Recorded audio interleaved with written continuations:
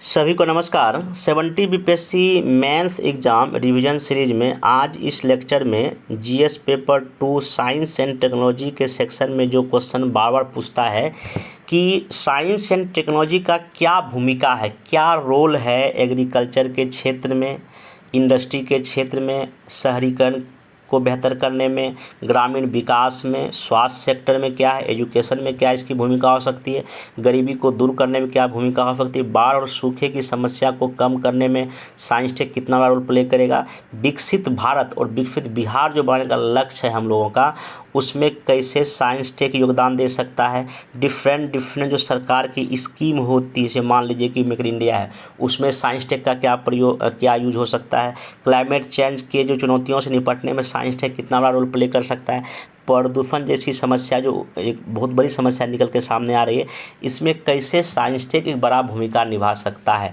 तो इन तमाम चीज़ों को मैं इस लेक्चर में डिस्कस करने जा रहा हूं और यहाँ पे मैं ये कोशिश करूँगा चाहे क्वेश्चन शॉर्ट पूछे या लॉन्ग पूछे, दोनों आपका कवर हो जाएगा। बाकी मैं इसका PDF अपने टेलीग्राम चैनल पर शेयर कर दूंगा। टेलीग्राम का लिंक नीचे दिया गया है, आप जाके ज्वाइन करके इस PDF को एक बार रीड कर सकते हैं। मे बी यहाँ से आपको साइंस टेक में 2-3 क्वेश्चन डायरेक्टली मिल जाएगा। तो सबसे इसके पहले वाला एक मैं लेक्चर लिया था जिसमें कि एग्रीकल्चर का क्या रोल था साइंस टेक में, मैं डिस्कस किया था। हालांकि इसको लास्ट में मैं भी इसमें भी डिस्कस कर दूंगा। सबसे पहले हम लोग आते हैं कि अगर उद्योग में अगर या मैन्युफैक्चरिंग सेक्टर में इंडस्ट्री का साइंस टेक का क्या इस्तेमाल या क्या यूज हो सकता है। अगर ये क्वेश्चन आपसे पूछेगा तो क्या क्या आप लिख सकते हैं। देखिए मोटा मोटी आपको आपके पास परिचय या इंट्रोडक्शन लिखने के लिए कि हाँ भाई अभी भी कहीं ना कहीं इंडस्ट्री का सेक्टर जो है हमारे देश के GDP में ठीक ठाक योगदान देता है, लेकिन हाँ ये जो सेक्टर कई तरह की समस्याएं का सामना कर रहा है, तो इसमें क्या रोल होगा साइंस टेक का। देखिए जब भी कभी आप साइंस टेक का किसी भी चीज़ में रोल दिखा मत, आप 5-6 साइंस टेक के एरिया को एकदम अच्छे से याद कीजिए। देखिए पहला आपका है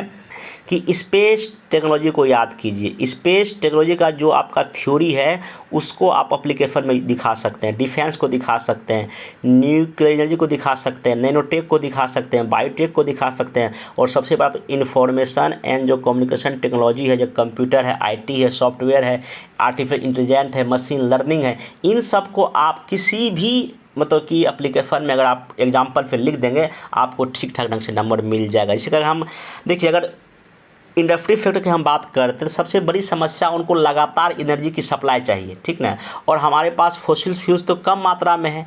तो इंडस्ट्री को आगे बढ़ाने में जो सबसे बड़ा साइंस टेक का हमको रोल हो सकता है वो हो सकता है परमाणु ऊर्जा टेक्नोलॉजी का। जिस तरह से स्मॉल मॉड्यूलर रिएक्टर का भी जो घोषणा हुआ है इस बार के बजट में, केंद्र सरकार के बजट में, तो आप वहाँ से लेके लिख सकते हैं। तो न्यूक्लियर एनर्जी के तहत जो है हम एनर्जी की सप्लाई को लगातार इस इंडस्ट्री को दे सकते हैं, ठीक ना।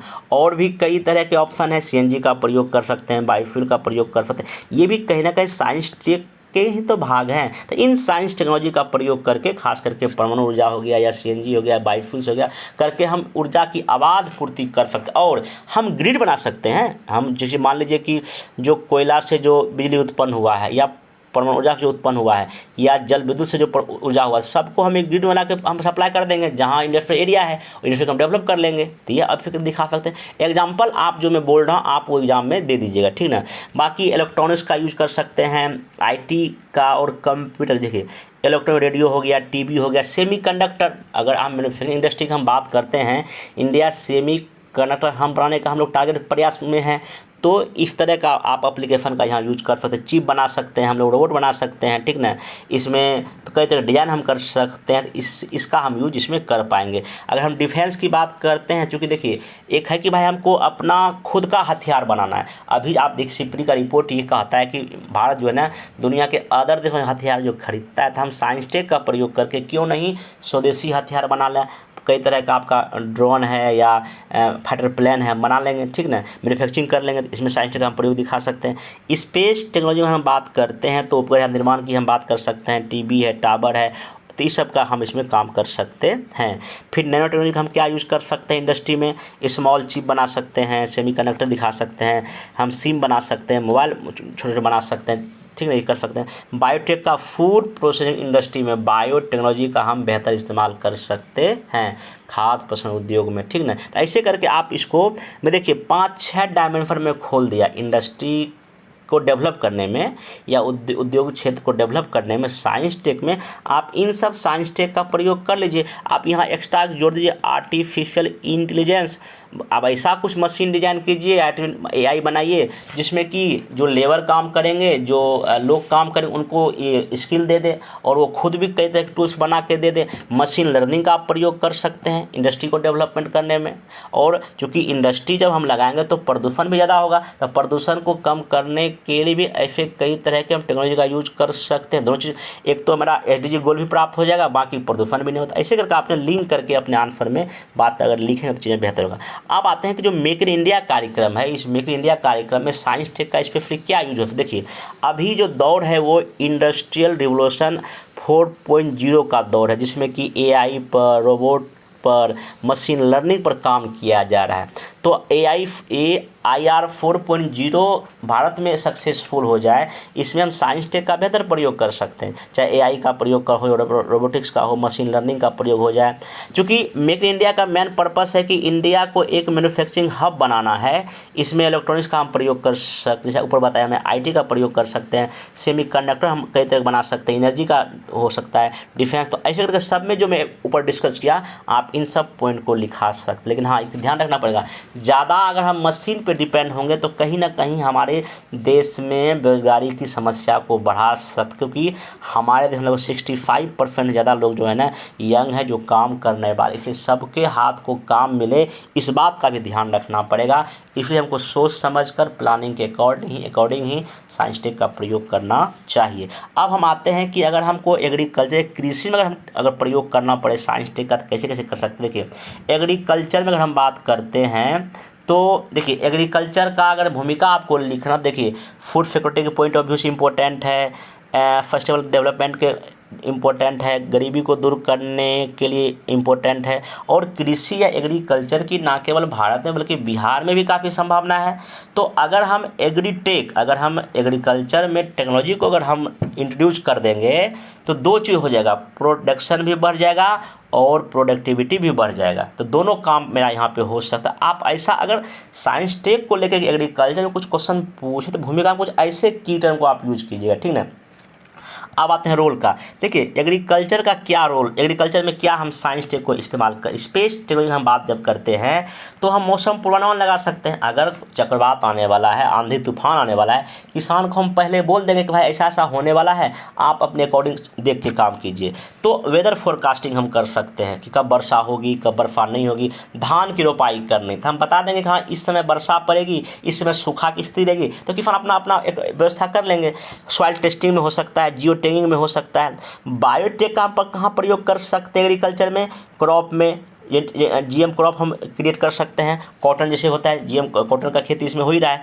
ऑर्गेनिक फार्मिंग कर सकते हैं, बायो फर्टिलाइजर बना सकते हैं, और जो भी कच्चा माल को अगर हम स्टोरेज करेंगे उसमें भी बायोटेक का हम बेहतर प्रयोग कर सकते हैं। अगर हम बात करते हैं आपका इलेक्ट्रिसिटी एनर्जी का, तो सोलर एनर्जी के जरिए हम जो है ना, जो अभी सिंचाई होता है, सिंचाई के लिए भी कई किसान भी प्रयोग करते हैं, डीजल का प्रयोग करते हैं मशीन में। तो क्यों नहीं हम सोलर प्लेट लगा दें खेतों में छोटा छोटा, ताकि उनको बिजली मिल पाए। बायोमास का कर सकते हैं हम लोग, ठीक है। अगर हम एग्रीकल्चर में प्रयोग करना चाहते हैं कंप्यूटर या डिजिटल का, AI का हम टूल प्रयोग कर सकते हैं किसानों की सुविधा के लिए। बिग डेटा के तहत हम ये पता कर सकते हैं कि मतलब कि कितना प्रोडक्शन हो सकता है या मौसम की क्या गतिविधि रहने वाली है। इंटरनेट ऑफ थिंग्स का हम प्रयोग कर सकते हैं, और ड्रोन का प्रयोग करके हम चाहे खाद खेतों में डालने की बात हो जाए, या बीज लगाने की बात हो जाए, या खेतों में जो भी उसको सेफ्टी के लिए कुछ बात है, हम ड्रोन से आराम से इसमें कर सकते हैं। और चूँकि ई-नैम के जरिए हम जो भी प्रोडक्ट होगा, जो भी किसानों का फसल होगा, वो भी हम नेशनल मार्केट में क्या कर सकते हैं, सप्लाई कर सकते हैं। बाकी इसमें आपका डायरेक्ट बेनिफिट ट्रांसफ़र के जरिए जो है ना, हम बेनिफिट ट्रांसफ़र के जरिए किसानों को कई तरह के सहायता राशि पहुंचा सकते हैं। ये सब आपका ना डिजिटल का प्रयोग करके एग्रीकल्चर को हम बेहतर कर सकते हैं, और कई तरह के किसानों को हम फ़ायदा भी दे सकते हैं। कृषि यंत्र, ट्रैक्टर, सिंचाई का मशीन या हार्वेस्टर मशीन या फसल सेंसर जैसे लगा के भी जो है हम एग्रीकल्चर के प्रोडक्शन और प्रोडक्ट दोनों को क्या कर सकते हैं, बढ़ा सकते हैं। और बिहार सरकार जो है, चूँकि कृषि रोडमैप 4 में भी साइंस टेक का प्रयोग करना ऐसा मतलब कि सरकार का लक्ष्य है, ठीक है। ये दिखा दीजिएगा। बाकी देखिए, न्यूज़पेपर में कई तरह से आर्टिकल आया है कि कृषि को नई ऊंचाई देते ड्रोन। देखिए ड्रोन से बहुत कुछ हो सकता है। एक तो पहली बात तो आपका बीज की बात, खेतों में बीज डालना हो, खाद डालना हो, या जो है ना कितना कौन सा फसल कहाँ कितना होगा, हम आराम से एरियल के जरिए जो है ना इस चीज़ को हम कर सकते हैं। तो आप इसको भी ध्यान रखिएगा। मे भी अलग से क्वेश्चन आ जाएगा कि एग्रीकल्चर में क्या प्रयोग है ड्रोन का।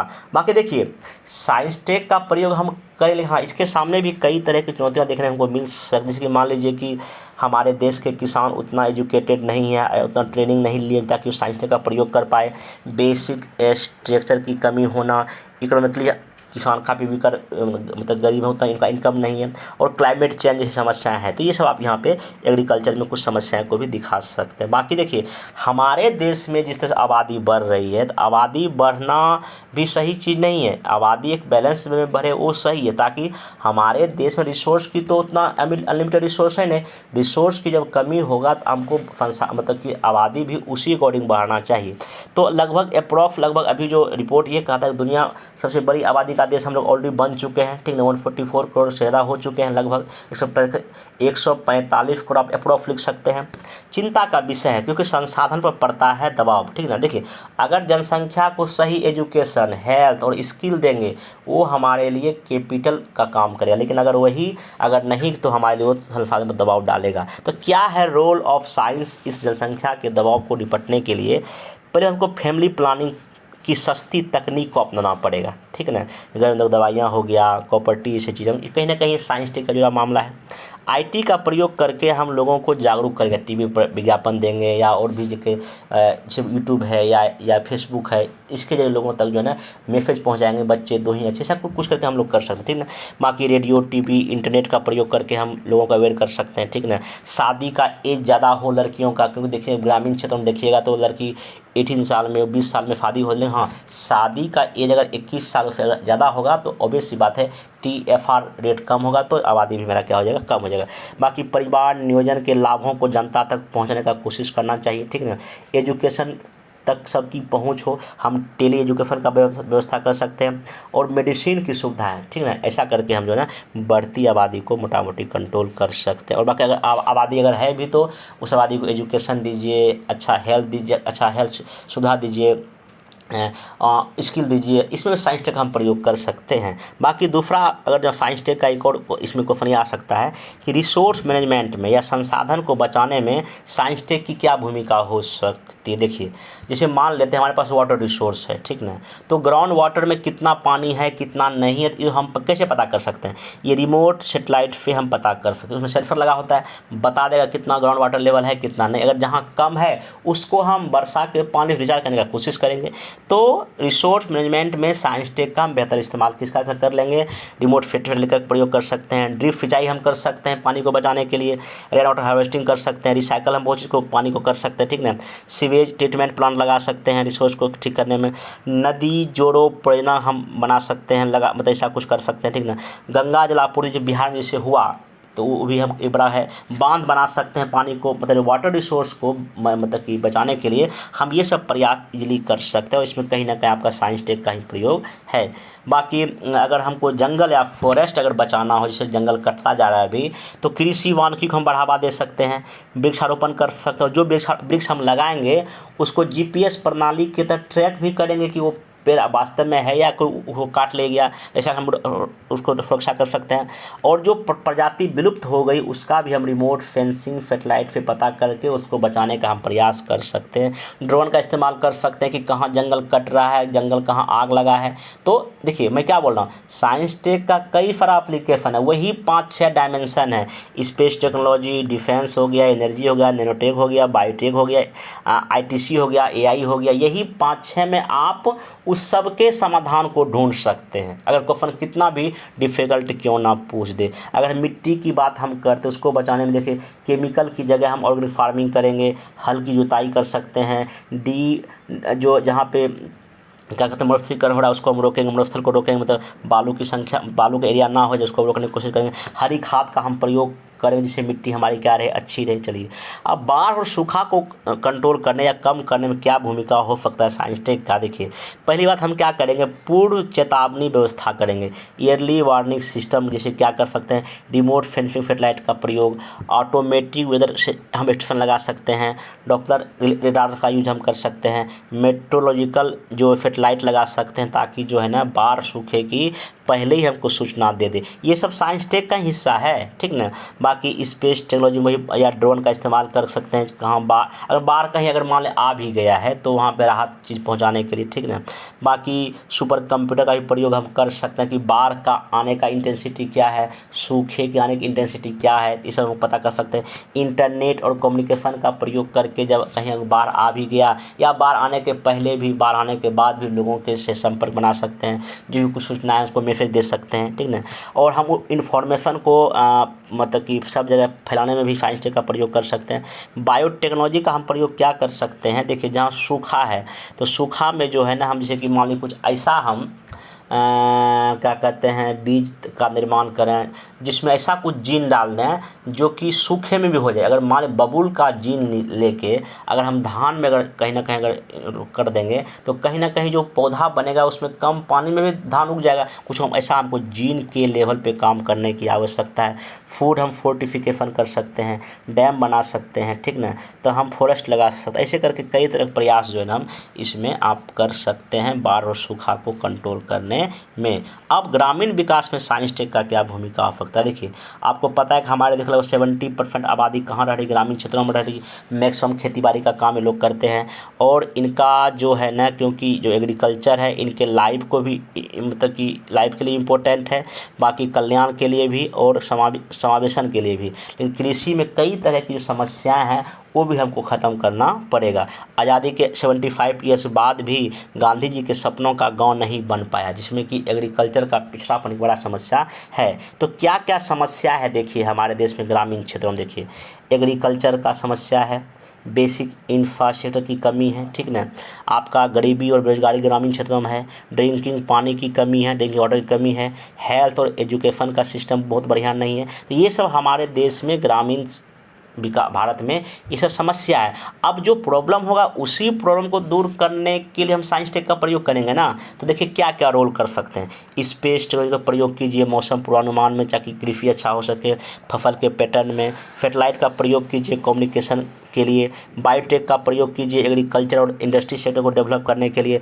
आईसीटी का प्रयोग कीजिए, कंप्यूटर का प्रयोग कीजिए, सॉफ्टवेयर इंडस्ट्री लगा सकते हैं, हार्डवेयर का डेवलपमेंट कर सकते हैं ग्रामीण क्षेत्रों में कहीं कहीं, इलेक्ट्रॉनिक्स का प्रयोग कर सकते हैं। इंटरनेट के जरिए हम लोगों से सरकारी सेवाएं पहुंचा सकते हैं ताकि उनका विकास बेहतर हो सके। एनर्जी के सेक्टर में बात करते हैं, हर एक घर में सोलर प्लांट लगा देंगे, बायोमास का हम मतलब कि प्रोडक्शन कर सकते हैं। टेलीमेडिसिन, क्योंकि ग्रामीण क्षेत्रों में स्वास्थ्य सेवाएं पहुंचाना एक बड़ी चुनौती रहा है हमारे देश में, तो क्यों नहीं हम टेलीमेडिसिन के जरिए या एजुकेशन कर सकते हैं, ठीक ना। बाकी मोबाइल एप्लीकेशन के जरिए लोगों से हम जुड़ सकते हैं। एग्रीकल्चर में हम ड्रोन का इस्तेमाल कर सकते हैं, इंटरनेट ऑफ थिंग्स का प्रयोग कर सकते हैं, एआई का प्रयोग कर सकते हैं ताकि इनका जीवन बेहतर हो सके। और चूँकि बात होती है समावेशी या इंक्लूसिव ग्रोथ का, तो हम वित्तीय या सामाजिक इकोनॉमिक सब एरिया में जो है साइंस टेक का प्रयोग करके एक बेहतर जो है जीवन ग्रामीण समाज को दे सकते हैं। आप इतना 8-10 अगर डायमेंशन लिख देंगे प्रॉब्लम के साथ और एप्लीकेशन, तो आपका ये आंसर मोटा मोटी हो जाएगा। क्योंकि शहरीकरण हमारे देश में अभी स्मार्ट सिटी कार्यक्रम चल भी रहा है, क्वेश्चन यहाँ बीपीएससी पहले पूछ भी चुका है। अगर हमको शहरी विकास करना हो या स्मार्ट सिटी अगर बनाना हो तो हम साइंस टेक का क्या क्या इस्तेमाल कर सकते। देखिए, अप्रॉक्स 30% आबादी शहरी क्षेत्र में रहता है, ये 2011 का अकॉर्डिंग मैं बोल रहा हूँ, ठीक है ना, अकॉर्डिंग टू सेंसस 2011। लेकिन में भी अभी ऐसा अनुमान है कि 40% ज़्यादा आबादी ना यहाँ शहर में इंडिया में हो गया, क्योंकि जनगणना हुए कितना साल हो गया, लगभग 14 साल हो गया, आबादी तो बढ़ गई है, सारी शहर की आबादी बढ़ गई होगी। तो शहर को ना विकास का इंजन कहा जाता है, drivers of the socio economic development शहर को कहा है, क्योंकि शहर में डिमांड सप्लाई दोनों का काम होता है, ठीक ना। तो क्या रोल हो सकता है हमको शहर को डेवलप करने में। पहला तो हम बात वही देखिए, हम क्या बोल रहे हैं, जितना भी आपका अगर एप्लीकेशन पूछेगा तो वही 3-4 डायमेंशन है। स्पेस टेक की हम बात करेंगे तो मैपिंग बना सकते हैं, सैटेलाइट के जरिए मानचित्र तैयार कर सकते हैं, सेफ्टी हम कर सकते हैं स्मार्ट शहरों का, नेविगेशन कर सकते हैं, प्लानिंग बेहतर कर सकते हैं, सब साइंस टेक का हम प्रयोग बेहतर कर सकते हैं। ICT में ई-गवर्नेंस लागू कर सकते हैं, ई-बैंकिंग हो, मतलब कि ऑनलाइन सेवा, चूँकि स्मार्ट शहर का मतलब है ऑनलाइन सेवा, तो हम कर सकते हैं। बायोटेक में प्रदूषण कम कर सकते हैं, फूड प्रूफ इंडस्ट्री लगा सकते हैं, एनर्जी में कर सकते हैं, और ग्रीन बिल्डिंग बना सकते हैं, बागवानी कर सकते हैं छतों पर। ये सब कहीं ना कहीं आपका शहर को डेवलप करने में साइंस टेक का ऐसा रोल आप दिखा सकते हैं। अब अगला है क्लाइमेट चेंज को या ग्लोबल वार्मिंग जिस तरह से हो रहा है पूरी दुनिया में, चूँकि ग्रीन हाउस गैस की मात्रा में लगातार वृद्धि हो रही है और इससे हमारा तापमान, एवरेज तापमान बढ़ रहा है। तो क्या रोल है साइंस टेक का? देखिए, हम बनाएंगे ग्रीन बिल्डिंग का निर्माण। ग्रीन बिल्डिंग का मतलब ये है कि एक ऐसा बिल्डिंग बनाएंगे जहाँ पे ज़्यादा हीट क्रिएट ना हो, हीट वेव की स्थिति क्रिएट ना हो। हम आसपास पेड़ पौधे लगाएंगे, जंगल लगाएंगे, या बिल्डिंग में कुछ ऐसे मटेरियल का प्रयोग करेंगे जो कि गर्मी के दबाव को सह सके, ठीक ना। हरित क्षेत्र का हम प्रसार करेंगे, मौसम पूर्वानुमान करेंगे, स्पेस प्रयोग कर सकते हैं। बर्फा जल संचय हम अवश्य ही करेंगे, ठीक ना, इससे काम नहीं होगा। ग्राउंड वाटर रिचार्ज करने की कोशिश करेंगे। हम नदियों को जोड़ने का हम बात कर सकते हैं। नवीकरणीय ऊर्जा की हम बढ़ावा दे सकते हैं। सूखारोधी फसल हम लगाने की क्या कर सकते हैं, बात कर सकते हैं। तो इसमें आप रोल में इन सब एरिया को, चूँकि क्लाइमेट चेंज में चूँकि तापमान बढ़ेगा तो ऐसा हम कुछ कर सकते हैं। अगला है कि विकसित भारत को बनाने में साइंस टेक का क्या हो सकता है। देखिए, इसमें 4 पिलर है विकसित भारत में, जैसा कि नरेंद्र मोदी जी ने कहा है, युवा, गरीब, महिला, किसान, 4 मेन पिलर है। तो देखिए, विकसित भारत का क्या मतलब है? इसका मतलब ये है कि आपको सुशासन होना चाहिए, इकोनॉमिक डेवलपमेंट होना चाहिए, पर्यावरण स्थिरता होनी चाहिए और सामाजिक गतिशीलता होनी चाहिए। यही नहीं डायमेंशन 4 गो है। तो क्या क्या फोकस एरिया रखा गया है? एजुकेशन पर फोकस एरिया है, हेल्थ केयर पे, टेक्नोलॉजी पे, इंफ्रास्ट्रक्चर पे, एग्रीकल्चर पे, पर्यावरण पे और मानव संसाधन पे। इन सब में साइंस टेक का प्रयोग तो आप आराम से दिखा सकते हैं। इतना मैं इसके पहले जो लेक्चर लिया, इन सब में आप दिखा सकते हैं। तो ये देखिए क्या है रोल। एक तो सबसे बड़ा रोल होगा आपका डिजिटल का, जिस तरह से आपका डिजिटल का ई-गवर्नेंस हो गया, ऑनलाइन एजुकेशन हो गया, सब कुछ में आप जो है ना विकसित, अगर सबके पास मोबाइल हो, ऑनलाइन सब सर्विस ले सकते हैं सरकारी, और भी कई चीज़ें अगर हम डिजिटल प्रोवाइड कर देंगे पूरे भारत में, तो एक बड़ा चीज़ होगा। और इसके लिए भारत सरकार डिजिटल इंडिया कार्यक्रम जो है आपको लागू किए। 5G है, 4G का इस्तेमाल हो सकता है, AI का इस्तेमाल, कई एरिया हम दिखा सकते हैं। आप एग्रीकल्चर को चूँकि हमको विकसित करने के लिए हम कई तरह के टेक्नोलॉजी इस्तेमाल कर सकते हैं, जैसा आपको ऊपर बताया मैं, डिजिटल लाइब्रेरी बना सकते हो। देखिए, विकसित भारत के लिए एक ये भी हो सकता है कि सबके पास ज्ञान होगा ना, किताब पढ़ेंगे तभी है ना। अगर जिनके पास किताब खरीदने का पैसा अगर नहीं, मान ले अगर उनके पास एक स्मार्टफोन अगर मोटा मोटी है, सिंपल सा भी, तो कई तरह के PDF या सॉफ्ट कॉपी भेज के उनके किताब की हम पूर्ति कर सकते हैं, सप्लाई कर सकते हैं। इंटीग्रेटेड स्किल इंडिया प्रोग्राम हम चला सकते हैं। कुछ फाइनेंशियल टेक्नोलॉजी ऐसी कंपनी कुछ बना सकते हैं। स्टार्टअप में बड़ा जो रोल, स्टार्टअप का बड़ा रोल इसमें हो सकता है विकसित भारत में, ठीक ना। सुशासन में, ठीक ना, आपके पास जैम जो है, जनधन है, आधार है, मोबाइल है, इसका हम प्रयोग कर सकते हैं। हेल्थ केयर में हम मोबाइल एप्लीकेशन का प्रयोग करके लोगों तक पहुंच सकते हैं। MSME को बेहतर करने में साइंस टेक का बहुत बड़ा इस्तेमाल है। तो कहने का मतलब ये है आपका, अगर आपको विकसित भारत बनाना था, इन सब डायमेंशन में, सब एरिया में आप साइंस टेक का छोटा छोटा एग्जाम्पल देके आंसर को इजीली क्या कर सकते हैं, लिख सकते हैं। तो इसमें मैं कोशिश किया कि जो इम्पोर्टेंट टॉपिक है एप्लीकेशन के रिगार्डिंग साइंस टेक में, वो आपसे मैं डिस्कस किया। इस लेक्चर को ध्यान से देख लीजिए, PDF मैं आपको इसमें शेयर कर दूंगा, वहाँ से आप इसको डाउनलोड कर लीजिएगा। बाकी अगर एक दो कुछ और टॉपिक अगर बचा होगा तो मैं वो भी कोशिश करूँगा ले लूँ। आज लगभग 18 तारीख हो गया, तो अभी 18-19 तक मोटा मोटी मैं लेक्चर यूट्यूब पर डालूंगा। 20 के बाद आपको कोई भी लेक्चर में मेंस के रिगार्डिंग नहीं डालूंगा। देखिए, अब मेनली बहुत कम समय बचा हुआ, आपने अभी तक जो पढ़ा है उसको मल्टीपल्स टाइम कीजिए रिवाइज, ठीक ना। ऐसे का कुछ अभी सोचिए कि उसमें हम ऐसे में क्या क्या, कहाँ कहाँ भूमिका में क्या लिखेंगे, बॉडी पार्ट में क्या लिखेंगे, ठीक ना। कुछ कुछ जो इम्पोर्टेंट डेटा है, कुछ फैक्ट है, कुछ फिगर आपके पास है, उसको रिकॉल कीजिए, ठीक ना। और देखिए, एग्जाम में क्या करना है, बहुत ज़्यादा लिखने का कोशिश नहीं करना। देखिए, अगर मान लीजिए क्वेश्चन ये पूछा 1857 की क्रांति के क्या कारण है, इसमें अब ये नहीं कि जितना जानते हैं सब उसमें एग्जाम में कॉपी मिलेगा, ऐसा नहीं करना है आपको। अगर ये शॉर्ट में अगर पूछा है, आप कोशिश करेंगे कि शॉर्ट क्वेश्चन 4.5 मिनट में ही कंप्लीट करें। अगर लॉन्ग क्वेश्चन पूछा है तो जो भी डायमेंशन पूछा है ना, हर एक डायमेंशन को फ्लो चार्ट में, मैप में या डायग्राम में बना के उसको कोशिश करें। क्योंकि देखिए, आपको लगभग 22 मिनट के एक क्वेश्चन में लॉन्ग में मिलेगा टाइम, तो कितना देर लिख पाएंगे, 20 मिनट लिख पाएंगे, क्योंकि 1-2 मिनट तो क्वेश्चन को पढ़ने में, उनका का फ्रेमिंग बनाने में लगेगा ना, तो इस तरीके से आप चलेंगे, सब कुछ लिखने से बचेंगे, उतना ही लिखेंगे हम एग्जाम में जितना एग्जाम क्वेश्चन का डिमांड है। हाँ, अगर कोई साइंस टेक का क्वेश्चन है, आईआर का क्वेश्चन है, अगर पॉलिटिकल क्वेश्चन है, इकोनॉमिक, उसमें आप आगे की राह दिखा देंगे या कुछ एक दो पॉइंट ऐसा दिखा देंगे जिससे आप एक दो मार्क्स एक्स्ट्रा गेन कर पाएँ। निष्कर्ष टाइप का कुछ आगे की राह में क्या कर सकते हैं, जैसे मान लीजिए अगर भारत चीन संबंध पूछ देगा तो आपको उसमें कुछ एक दो अपना कि हाँ आगे क्या क्या होना चाहिए, अगर भारत बांग्लादेश संबंध में आगे क्या होना चाहिए, एक दो बात आप ऐसे अगर लिखेंगे तो आपको नंबर मिलने का चांस होगा। और फिर बोलता हूँ, शॉर्ट क्वेश्चन में बहुत अधिक फंसना नहीं है। अगर हिस्ट्री का शॉर्ट क्वेश्चन है, अगर संथाल विद्रोह पूछा, अगर बिरसा मुंडा विद्रोह पूछा, बिरसा मुंडा पूछ रहा है, सिंपल, उसका क्या कारण था, उसका क्या गतिविधि रहा, उसका क्या परिणाम है, क्या इम्पोर्ट, यही तीन चार, बहुत अधिक नहीं भटकना है, ठीक ना। तीन चार डायमेंशन शॉर्ट में, बाकी लॉन्ग में जितना वो पूछा है सबको हम एक्सप्लेन कर देंगे। अगर आपके पास डेटा कुछ है, अगर फिगर है, कुछ रिपोर्ट है, तो उस आप अपने आंसर में इस्तेमाल करेंगे तो हो जाएगा। बहुत परेशान नहीं होना, लगातार आप मल्टीपल रिवाइज करते चलिए, खुद पर विश्वास रखना भी बहुत जरूरी था। हम मिलेंगे नेक्स्ट वीडियो में। Thank you.